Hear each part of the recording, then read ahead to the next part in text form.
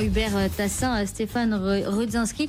Alors que vous l'avez évoqué, Hubert Tassin, il y a beaucoup de facteurs justement qui pourraient les pénaliser, notamment les émergents. Vous les avez évoqués. On a ce paradoxe qu'en début d'année, on y voyait très clair, on a monté parce qu'on y voyait clair, on a bien corrigé, comme disait Stéphane, et là, dans un univers qui se reconfigure complètement, assez largement, on monte. Donc on monte sur autre chose, on monte sur les résultats des entreprises, et encore une fois, plus des grandes stars. Qu'est-ce qui a changé ? Bon, il a changé le niveau, les fameux 3% sur le 10 ans américain. Hein. C'est quelque chose de très important.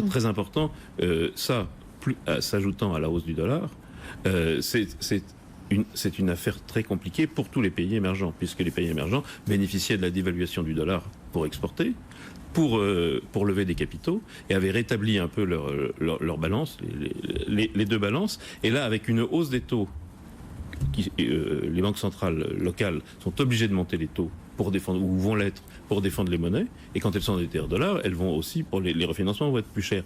Donc on a un effet de devise qui n'est pas favorable à l'exportation, et or c'est des pays exportateurs. Alors on dit les émergents, c'est pas tous les émergents, puisqu'évidemment les producteurs de pétrole, à l'inverse, sont favorisés. Peut-être pas par l'économie, puisque je pense qu'on est sur un pic consommation contre production. En revanche, la géopolitique joue quand même très très largement pour ça, et c'est pas un mystère. Ça profite aux États-Unis d'Amérique, qui produisent énormément plus que ce qu'on croyait en gaz de schiste, et ça profite à ses alliés, et notamment à l'Arabie Saoudite. Donc c'est pas non plus une surprise géopolitique que les États-Unis aient une politique qui les arrange, si j'ose dire. Justement, le baril de Brent qui avoisine les $80, c'est $20 de plus que le cours affiché en début d'année. Stéphane Rudzinski, un mot sur le pétrole, justement.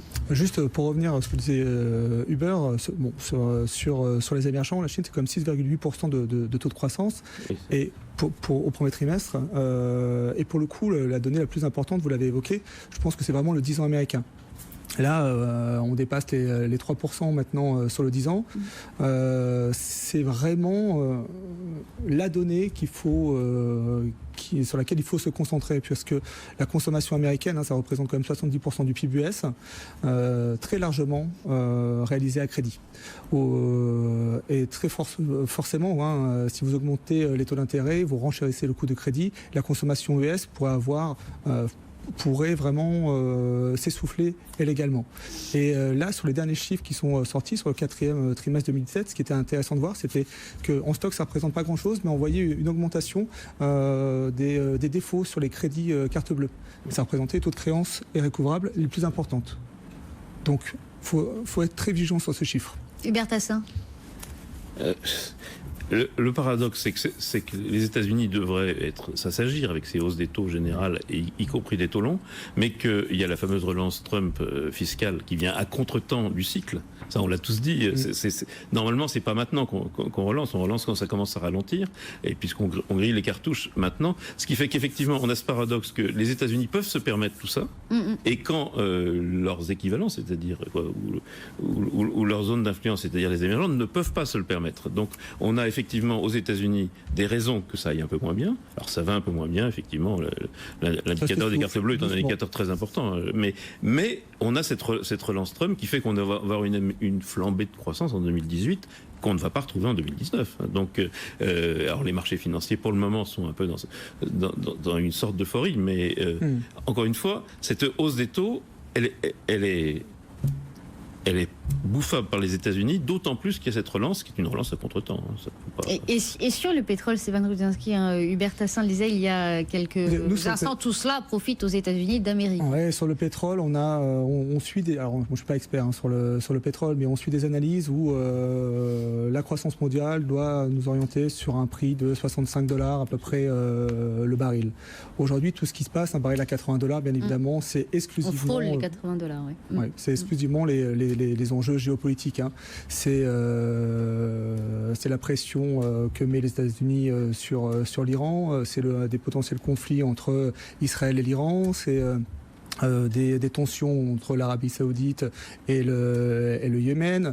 Tout ça, c'est des facteurs géopolitiques qui sont difficilement modélisables pour nous. On ne pense pas on ne pense pas qu'on restera très longtemps à ces niveaux-là. Je crois que c'est le PDG de Total qui annonçait potentiellement un prix de baril à $100. Bon, c'est son jeu, hein, évidemment. Il veut qu'on remplisse nos cuves le plus vite possible, et à $80, ça lui fait beaucoup de chiffre d'affaires. Mais je ne pense pas qu'on ira sur ces niveaux-là très longtemps, en fait. Hubert Tassin. C'est-à-dire que je crois aussi que les fondamentaux diraient plutôt 65-70 que 80-90 dollars pour le baril de Brent. Mais cette géopolitique qui pousse les cours conduit aussi l'OPEP et la Russie à tenir leur fameux accord de limitation de production. C'est-à-dire que parce que c'est cumulatif, plus le pétrole monte et plus ils arrivent à tenir leurs accords, puis ils rentrent le même nombre de devises. Ouais. Et en revanche, quand ça se retourne, c'est à ce moment-là que l'OPEP et la Russie n'arrivent plus à tenir cet accord. Donc, il y a toute raison pour que ça baisse, mais ça peut durer un petit moment. Ce qui est vrai, c'est qu'on est tous bluffés par la production du schiste américain, qui est très au-dessus de tout ce qu'on avait imaginé. Alors c'est vrai que quand on dit qu'ils avaient réussi à avoir des points morts aux alentours de $40, à 80, ils se régalent. Un mot rapidement pour finir, l'un ou l'autre sur l'Italie. Donc on attend pour cet après-midi le nom du futur chef du gouvernement italien. L'Italie qui pour l'instant n'a pas beaucoup d'impact sur les marchés depuis ce matin. Quelle évolution d'après vous, Stéphane Ruzinski? Écoutez, moi j'étais au téléphone avec un gérant obligataire ce matin justement pour évoquer les taux sur le 10 ans italien. Ça a atteint 2,20%. On a un spread de 60-70 points de base par rapport au Bund allemand. Très honnêtement, c'est pas grand-chose. La conséquence, elle est complètement marginale aujourd'hui. Donc ça va aujourd'hui, bien sûr. Après, ça peut évidemment basculer. Hein. Tout peut arriver. Mais bon, l'Italie, c'est quand même un grand pays. Hein. C'est 8 fois plus grand que la Grèce. C'est aussi, alors c'est un pays qui est très endetté, mais qui finalement a aussi un excédent primaire, je crois, qui est positif, c'est-à-dire avant remboursement de la charge de la dette. Donc, attendons de voir ce qui se passe. Pour le moment, on ne va pas s'inquiéter pour rien.